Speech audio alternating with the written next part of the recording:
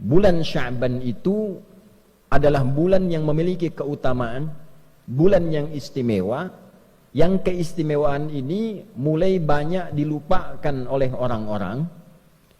Terletak bulan ini antara Rajab dan Ramadan.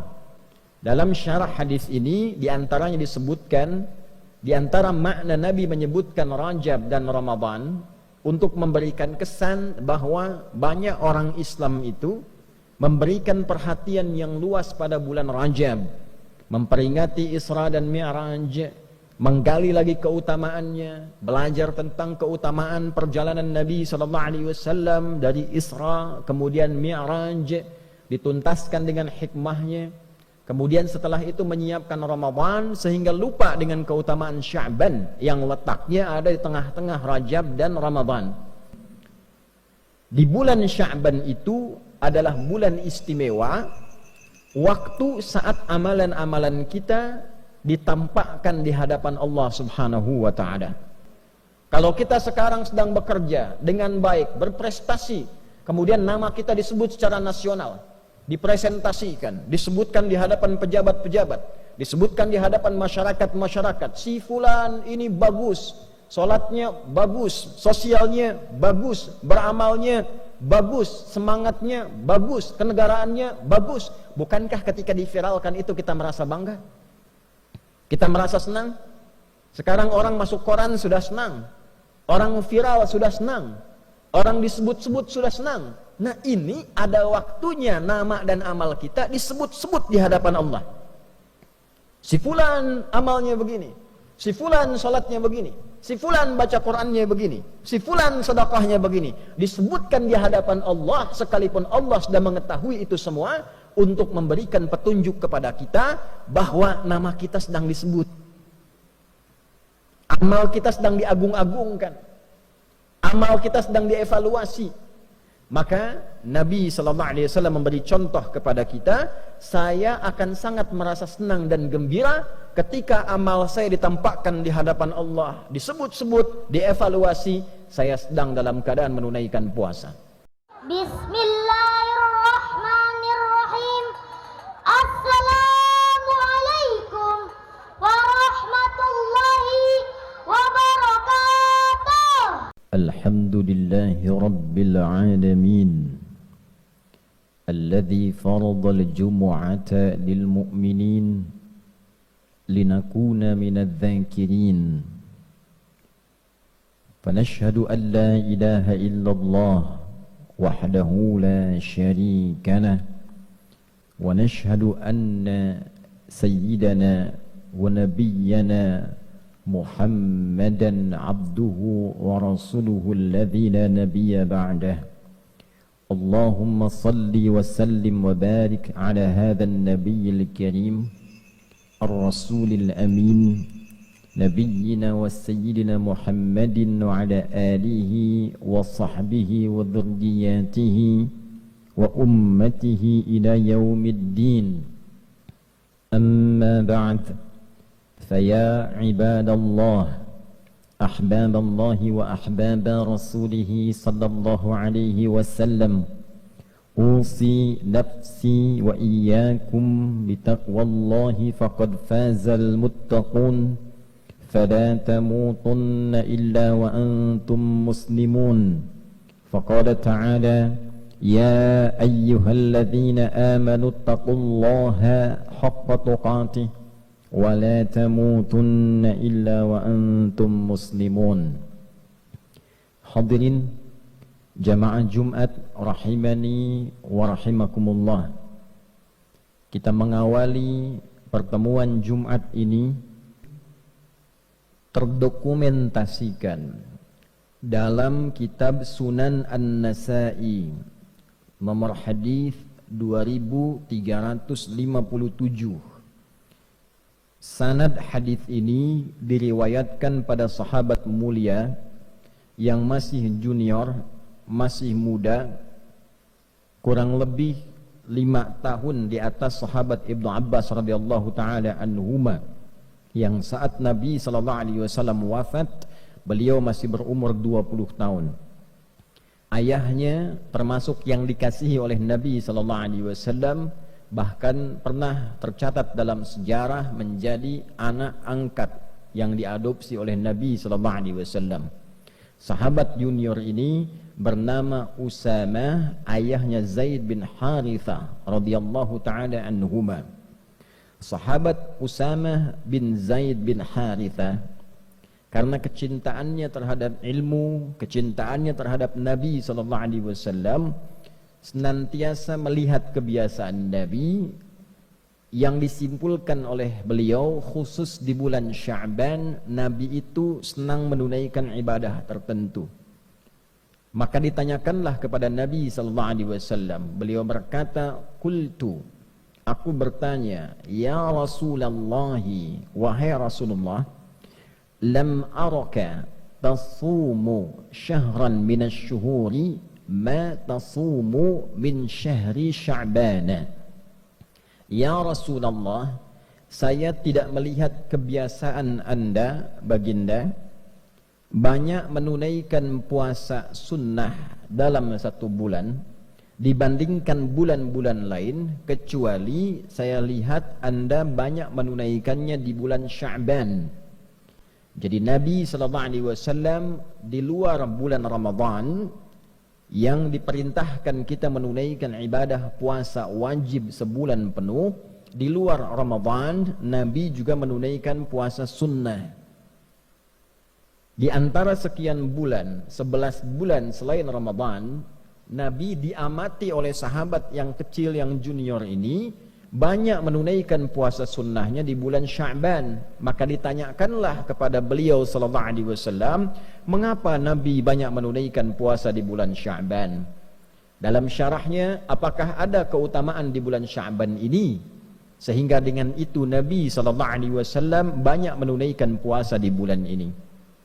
Maka Nabi sallallahu alaihi wasallam kemudian menjawab, qala Rasulullah sallallahu alaihi wasallam, dzalika syahrun yaghfulun nasu anhu baina Rajab wa Ramadan. Duhai Usamah bin Zaid bin Harithah, bulan Sya'ban itu adalah bulan yang memiliki keutamaan, bulan yang istimewa, yang keistimewaan ini mulai banyak dilupakan oleh orang-orang. Terletak bulan ini antara Rajab dan Ramadan.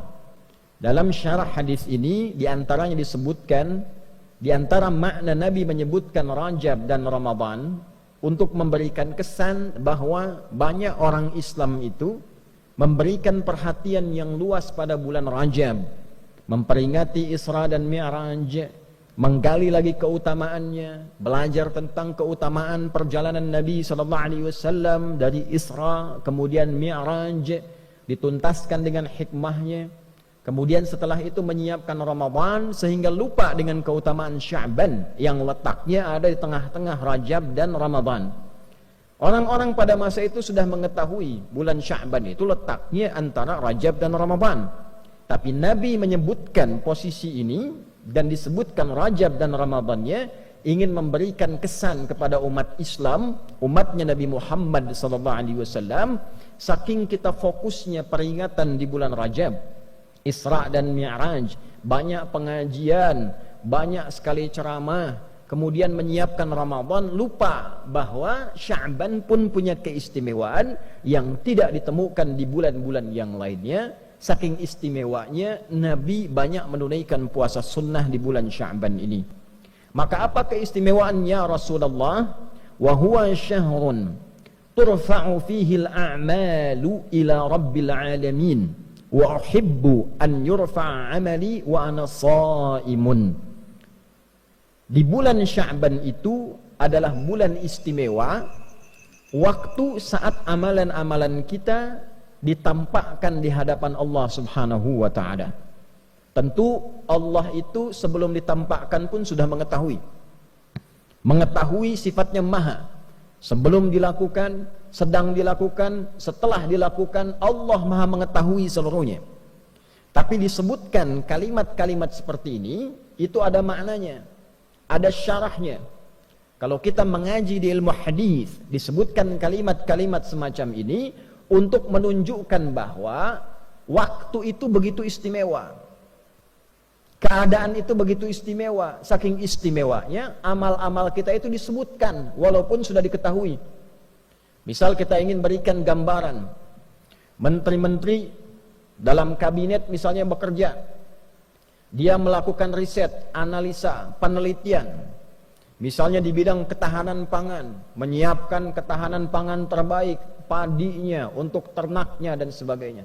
Nah, presiden sudah melakukan riset terlebih dahulu. Sebelum menterinya bekerja, presiden menugaskan orang-orang tertentu, coba pelajari di lapangan bagaimana.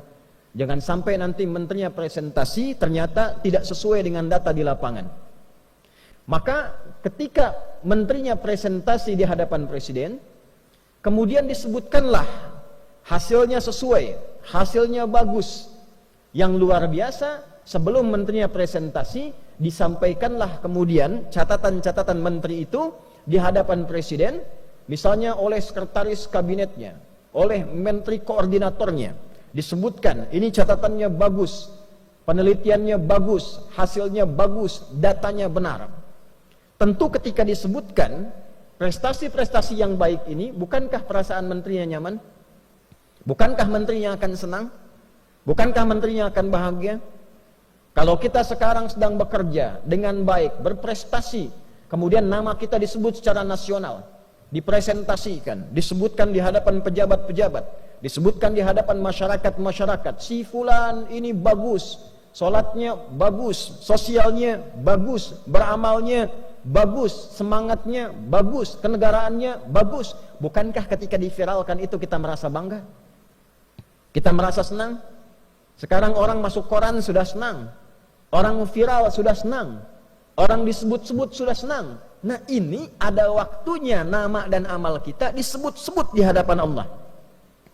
Si fulan amalnya begini, si fulan salatnya begini, si fulan baca Qur'annya begini, si fulan sedekahnya begini. Disebutkan di hadapan Allah, sekalipun Allah sudah mengetahui itu semua, untuk memberikan petunjuk kepada kita bahwa nama kita sedang disebut. Amal kita sedang diagung-agungkan, amal kita sedang dievaluasi. Maka Nabi SAW memberi contoh kepada kita, saya akan sangat merasa senang dan gembira ketika amal saya ditampakkan di hadapan Allah, disebut-sebut, dievaluasi, saya sedang dalam keadaan menunaikan puasa. Hadirin, sekarang kita masuk pada syarahnya dengan singkat tentang hadis ini. Ada 3 pokok yang terkait dengan syarah hadis dimaksudkan. Yang pertama, tipikal seorang muslim belajar dari ilmu sanad pada hadis ini, tersambung sanadnya pada sahabat Usamah bin Zaid radhiyallahu taala anhuma jami'an. Ini sahabat anak muda, pelajar. Jadi kalau Nabi usia 43 tahun, beliau baru lahir. Nabi diangkat jadi Nabi sallallahu alaihi wasallam, diberikan bekal oleh Allah selama 3 tahun 6 bulan. Bekal, belum berdakwah secara luas, ini anaknya baru lahir. Nabi berdakwah, tinggal di Mekah kurang lebih berdakwah. Setelah fase 3 tahun, 10 tahun. 10 tambah 3, 13 tahun. Berarti anak ini usianya baru 10 tahun. Tapi 10 tahun ini senang dengan ilmu. Membersamai Nabi SAW. Belajar kepada Nabi, belajar dengan benar, belajar Qur'annya, belajar salatnya. Yang hebat, anak ini sampai ingin tahu kebiasaan Nabi. Ini memberikan pesan kepada kita dalam ilmu sanad, kalau ada orang pintar, orang hebat, orang soleh, dekati dia, lihat kebiasaannya, lihat bagaimana ia beraktivitas, supaya minimal kita mendapatkan kesolehan dan kepintarannya. Lihat bagaimana cara dia belajar, lihat bagaimana cara dia beribadah, lihat bagaimana cara dia berinteraksi dalam kehidupan sosial. Dulu semua sahabat Nabi begitu. Yang ingin dapat percikan berkah ilmu dari Nabi, maka mereka akan melihat bagaimana Nabi belajar, dibimbing oleh Allah Subhanahu wa taala melalui malaikat Jibril. Itu ditiru kemudian. Ketika Nabi menyampaikan, langsung dipraktikkan. Maka hasilnya seperti sahabat Ali bin Abi Thalib radhiyallahu taala anhu, sahabat Abu Hurairah radhiyallahu taala anhu, Salman Al-Farisi radhiyallahu taala anhu, yang kecil-kecil seperti Abdullah bin Abbas radhiyallahu taala anhuma, Abdullah bin Umar radhiyallahu taala anhuma, Abdullah bin Amr ibn al-As radhiyallahu taala anhuma, termasuk sahabat Usama bin Zaid bin Harithah radhiyallahu taala anhuma jami'an. Kalau belum dapat pintarnya, dapat solehnya. Rajin ke masjidnya, rajin bacaan Qur'annya. Kalau sudah soleh dulu, ilmu pasti datang. Karena syarat ilmu mudah diberikan oleh Allah adalah hadirnya kesolehan dalam diri kita, mantapnya hati kita menerima cahaya. Wattaqullah wa yu'allimukumullah. Tingkatkan takwamu kepada Allah, baru Allah tanamkan, ajarkan, pahamkan pengetahuan pada diri kita. Yarfa'illahu alladhina amanu minkum walladhina utul ilma darajat. Kalau ingin diberikan ilmu utul ilma, maka tambahkan imannya dulu. Rajin tahajudnya, rajin zikirnya, rajin salawatnya pada Nabi SAW, semangat dalam belajarnya, semangat dekati Allah. Kalau sudah dekat dengan Allah, diberikan apa yang kita inginkan, termasuk ilmu. Nah, inilah Usamah bin Zaid bin Harithah radhiyallahu taala anhuma jami'an. Maka dalam ilmu sanad tidak cukup kita mendengarkan matan isi hadis, lihat orang yang meriwayatkan hadisnya, siapa mereka? Ada yang di bidang militer, ada yang di bidang kamtibmas, ada yang di bidang niaga bisnis, ada yang di bidang pengetahuan, ada yang di bidang rumah tangga. Pelajari siapa mereka, bagaimana mereka mengambil ilmu dari Nabi sallallahu alaihi wasallam. Nah, sahabat ini karena melihat kebiasaan Nabi di bulan Sya'ban, artinya apa? Beliau ini orang yang rajin mengamati perilaku Nabi. Karena rajin mengamati perilaku Nabi, dekatlah dengan Nabi dan mendapatkan percikan keberkahan dari keberkahan Nabi sallallahu alaihi wasallam. Maka di era Umar bin Khattab radhiyallahu taala anhu saat menjadi khalifah, beliau presiden, punya Baitul Mal, pusat ekonomi, pusat harta. Pada waktu-waktu tertentu dibagikan ke semua rakyatnya. Jadi beliau melihat potensi di wilayahnya, di negara yang dipimpinnya, apa saja sumber dayanya, apa saja yang diolahnya, dikumpulkan di pusat kumpulan harta namanya Baitul Mal. Setelah itu diberikan kemudian kepada rakyatnya secara merata, sesuai dengan porsi, kebutuhan dan keutamaannya. Setiap bulan semua rakyat dapat santunan, yang belum bisa kerja dapat modal, dapat bimbingan, yang yatim dirawat, yang kehilangan suami dirawat juga, negara hadir membersamai.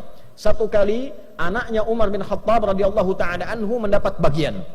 Ketika dibagikan, setelah itu Usamah bin Zaid dapat bagian juga. Ternyata bagiannya Usamah bin Zaid itu 2 kali lipat dari anaknya Umar bin Khattab, yaitu Abdullah bin Umar bin Khattab radhiyallahu taala anhuma. Anak presiden dapat bagian Baitul Mal, ya, karena presidennya juga tidak tampil dengan kekayaan, hidupnya sederhana. Walaupun orangnya jenius, pintar, hidupnya sederhana, rumahnya sederhana, anaknya pakai baju banyak tambalan dalam bajunya. Dapat santunan dari negara untuk menunjukkan negara hadir dengan porsi yang sama. Walaupun anak presiden, rakyat juga.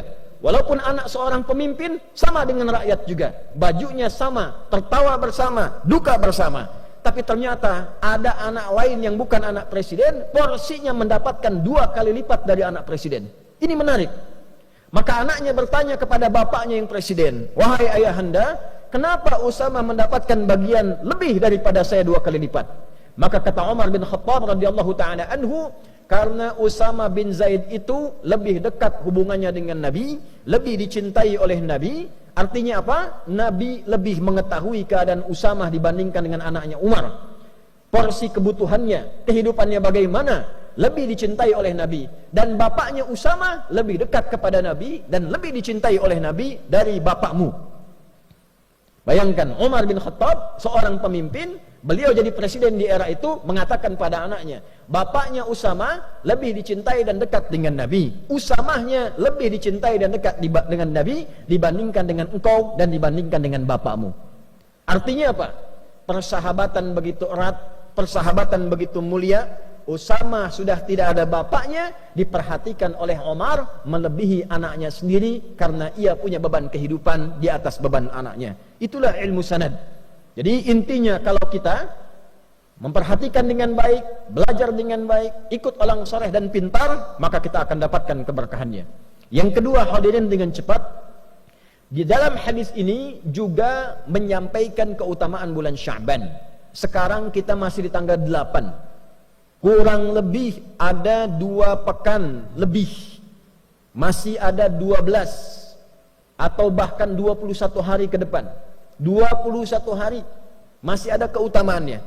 Setiap harinya, nanti di pertengahan bahkan malamnya, seluruh amal kita di bulan ini dibentangkan oleh malaikat, dibacakan, ditampilkan, disampaikan di hadapan Allah Subhanahu wa taala.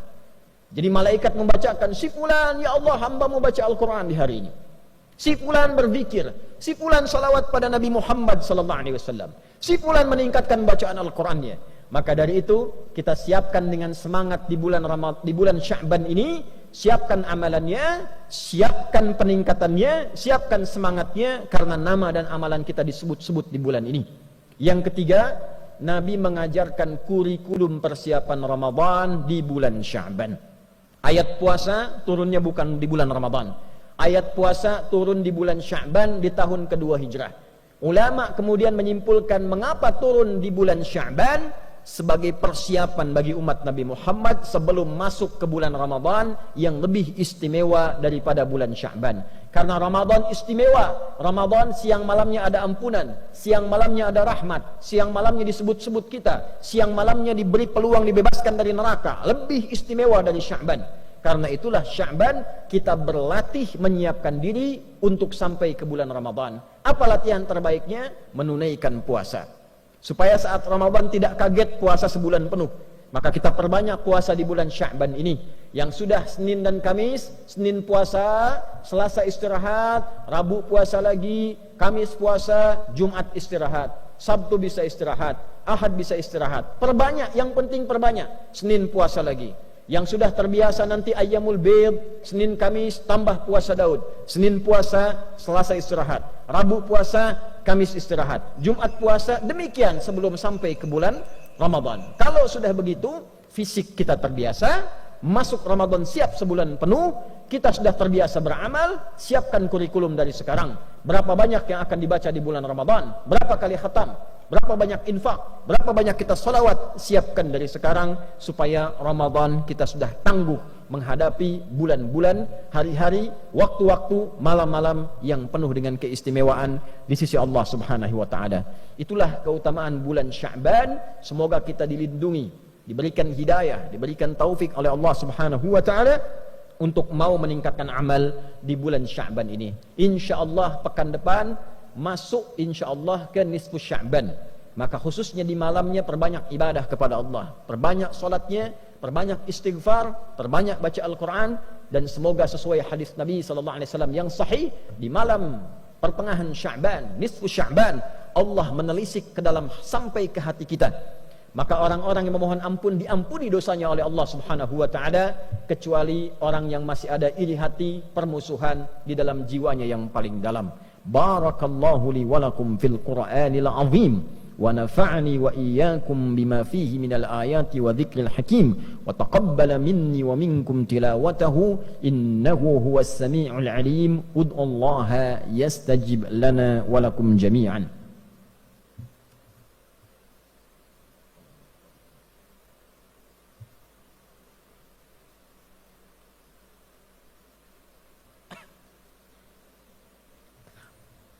Alhamdulillah wassalatu wassalamu ala rasulillah nabiyyina wa sayyidina Muhammad ibn Abdillah wa ala alihi wa sahbihi wa man walah.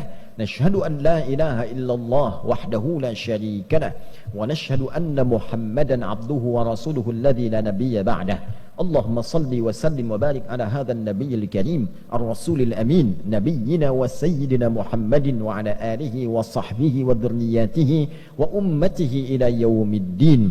Fa ya ibadallah, qala ta'ala ya ayyuhalladzina amanu taqullaha haqqa tuqatih wa la tamutunna illa wa antum muslimun. Wa qala ta'ala innallaha wa malaikatahu yusalluna 'alan nabi ya ayyuhalladzina amanu sallu 'alaihi wa sallimu taslima. Allahumma salli wa sallim wa barik ala hadzal nabiyil karim ar-rasulil amin nabiyyina Muhammadin wa ala alihi wa sahbihi ajma'in. Rabbana la tada' lana fi maqamina hadza wa fi kulli maqamin dhanban illa ghafartah ولا هما إلا فرجته ولا دينا إلا قضيته ولا مريضا إلا شفيته ولا عاسرا إلا يسرته ولا حاجة من حوائج الدنيا والآخرة فيها لك رضا وفيها لنا الصلاح إلا قضيتها يا أرحم الراحمين. Ya Allah, jika ada pendosa di Jumat ini, ampuni dosanya. Jika ada yang sakit, mohon angkat dan sembuhkan penyakitnya. Jika ada yang mengalami kesulitan, mohon angkat dan hilangkan kesulitannya. Jika ada yang tengah gelisah, mohon tenangkan hatinya. Jika ada yang sampai Jumat ini diliputi utang piutang, limpahkan luasan rizki kepadanya untuk melunasi utang-utangnya. Allahumma barik hadzal makan wa hadzal ma'had ma'had Mira ya arhamar rahimin tamam al mubarakah kama barakta kull al amakin al qadimah wal haliyah wal mutaqaddimah ya arhamar rahimin. Ya Allah, anugerahkan keberkahan kepada pesantren ini, pesantren Mira, dan seluruh tempat-tempat yang baik yang pernah Engkau berkahi di muka bumi ini. Allahumma hafadz biladana Indonesia waj'alha baldatan thayyibatan wa anta tardaha. Ya Allah, mohon negeri kami Indonesia dijaga ya Allah. Jagalah negeri kami ini, jadikan negeri kami negeri yang makmur, negeri yang baik yang Engkau ridai. Allahumma hafadz umara'aha wa ru'asa'aha waj'alhum ya Allah minal 'udala liyukhaffifu hisabahum yaumal qiyamah. Ya Allah, mohon jaga para pemimpin kami dari level atas sampai yang bawahnya. Sehatkan mereka, kuatkan mereka, bimbing mereka agar bersikap adil dan baik dalam menjalani kepemimpinan untuk meringankan hisab mereka di akhirat kelak. Allahumma hafadz ulama'ana waj'alhum mukhlashina lakad-din. Ya Allah, mohon jaga para ulama kami, ikhlaskan mereka dalam berdakwah, berikan kemampuan mencerahkan umat, jauhkan dari perpecahan ya arhamar rahimin. Allahumma yassir lana wa la tu'assir alaina waj'alna hamalatal Qur'anil Karim waj'alil Qur'ana sahiban lana fid dunya wa syafi'an lana fil akhirati ya arhamar rahimin. Ya Allah, jadikan kami semua termasuk ahli-ahli Al-Quran, terutama ya Allah keluarga besar pesantren ini jadikan termasuk ahli Al-Quran. Jadikan ya Allah Al-Quran sebagai teman kami di dunia, syafaat bagi kami di akhirat, cahaya bagi kami di alam kubur kami ya arhamar rahimin. Allahumma ashtaqna bi Rasulillah sallallahu alaihi wasallam la tahrimna al-liqa ma'al Mustafa sallallahu alaihi wasallam yaumal qiyamati fi jannatikal firdausil a'la ya arhamar rahimin. Ya Allah, anugerahkan ya Allah dari kerinduan kami kepada Nabi Muhammad sallallahu alaihi wasallam kesempatan untuk berjumpa dengan beliau, kesempatan ya Allah untuk bersua dengan beliau, kesempatan untuk tinggal di surga Firdaus dan bersamai oleh Rasulullah sallallahu alaihi wasallam. Rabbana atina fid dunya hasanah wa fil akhirati hasanah wa qina adzaban nar bi fadlika subhana rabbika rabbil izzati amma yasifun wa salamun alal mursalin wa akhiru da'wana anil hamdulillahi rabbil alamin. Ibadallah, innallaha ya'muru bil 'adli wal ihsan wa ita'i dzil qurba wa yanha 'anil fahsya'i wal munkari wal baghi ya'idzukum la'allakum tadhakkarun wa la dzikrullahi akbar wallahu ya'lamu ma tasna'un. Aqimus shalah yarhamukumullah.